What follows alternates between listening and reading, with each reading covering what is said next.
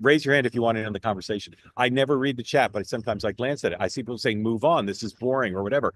I'm telling you, one of the biggest stories in the world right now, besides what's going on with the economy, is the chaos at the Pentagon and at the National Security Council. You can say it's because of the deep state or it's because of the backlash against neocons. You can attribute it to whatever you want. But I'm telling you, America is safe as it needs to be right now because there's chaos in two of the three places that are supposed to protect American security. The Rubio State Department is being roiled by a bunch of stuff, but it is a sea of Pacific tranquility compared to what's going on in these other two places. And that matters a lot if you care about the functioning of our national security apparatus. And I wonder if this were Kamala Harris's administration and her Defense Department was a complete you-know-what show like this is right now.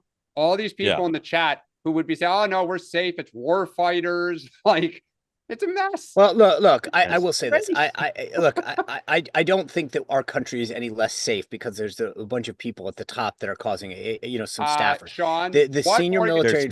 There's more to it than that in both places. No organization would ever go to the Harvard Business School with a case study that this is the way to be efficient and prepared. No. Look, I'm not saying that you want this, but what I'm telling you is that I don't think the country is less safe because there's some turmoil at the senior ranks of the civilian, of the appointed staff. My guess is that Pete brings in, he's already apparently made some moves to bring in some people at the top. He's got a retired 06 that's coming in off active duty to supplement his senior staff. He's a pretty junior I think person. This will be, I'm sure he's very.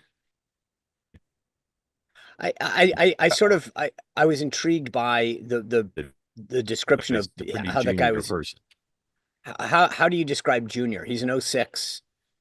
Army 06. I mean, he's not a flag officer, but I don't know that he's junior. He doesn't have the experience of running the most complicated building in the world. He's got military experience, but he doesn't have managerial experience running the building, and running that building, as you know, is a very difficult thing to do. And he's working for a secretary who people would like to see bring in people who've learned how to run the building, not people who are captive of the deep state. I'm just telling you, this is not my opinion. This is the opinion of people on Capitol Hill, in the White House, in the national security apparatus. Many are MAGA who say this is not a good situation.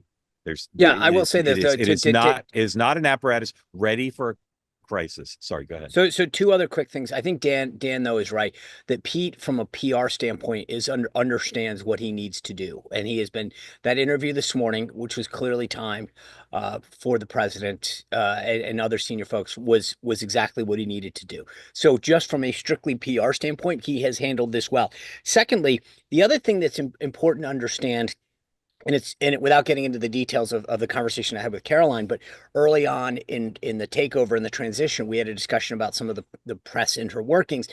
And one of the points that I've made to folks from my own experience is, if you recall, in 2016, after the election, before we went to the White House, there's a lot of people who had some great ideas about what we should do with the White House briefing room and da-da-da-da-da. And as I said to him at the same time, you guys are great with your ideas, but when I look behind me, when it comes time to execute these ideas, none of you are standing there. That's really brave of you, right? And that sometimes when you go do this, and if you look over at the Pentagon, what Sean Parnell and some of those folks have done, when you take on the media, they're not going to be your friends when you need them. And so right now, Pete's not just fighting this. He's dealing with a press corps that has 0 degree of empathy to support his point of view. You're right. Hey, want to be part of the two-way community all the time? Hit the subscribe button.